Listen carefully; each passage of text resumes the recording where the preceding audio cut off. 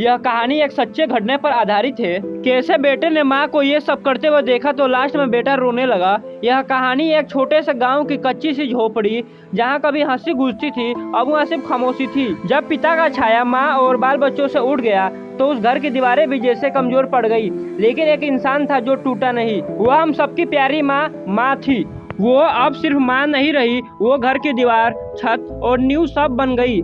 सुबह सूरज निकलने से पहले उठती, दूसरों के घर बर्तन मांजती, झाड़ू लगाती और शाम को थकी हुई लौटकर भी मुस्कुराती, क्योंकि उसके बच्चे उसकी ताकत थे। समय बीतता गया, बच्चे बड़े हो गए, लेकिन बड़ा बेटा अब माँ की तकलीफ नहीं, अपने शौक देखने लगा। एक दिन उसने जिद की, मुझे बाइक चाहिए। माँ ने हाथ जोड़कर कहा, बेटा हमारे पास पैसे नहीं है, लेकिन वो नहीं माना। उसकी जिद धीरे धीरे धमकी में बदल गई। माँ डर गई। अपने बेटे को खोने के डर से उसने कर्ज लेकर बाइक खरीदी। कुछ दिन तक सब ठीक चल रहा था, लेकिन उधार देने वालों का दबाव बढ़ता गया।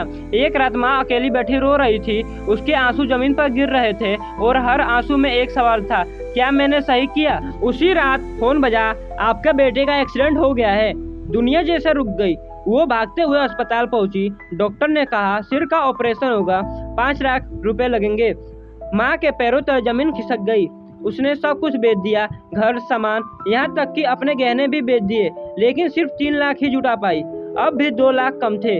उस रात माँ ने ऐसा फैसला लिया जिसके बारे में कोई सोच भी नहीं सकता। वो चुपचाप अस्पताल से बाहर निकली और एक दलाल से मिली। उसने अपनी आखिरी बची किडनी भी बेच दी। लेकिन कहानी यहीं खत्म नहीं होती। आगे की सच्चाई तो और भी दर्दनाक थी। उसने एक किडनी पहले ही बेच दी थी जब उसके पति बीमार थे। उन्हें बचाने के लिए ऑपरेशन हो गया, बेटा बच गया, लेकिन माँ अब बहुत कमजोर हो चुकी थी। कुछ दिनों बाद वो अस्पताल के उसी बिस्तर पर चुपचाप दुनिया छोड़ गई। जब बेटा होश में आया तो उसने माँ को ढूंढा, लेकिन अब वो सिर्फ एक फोटो में मुस्कुरा रही थी।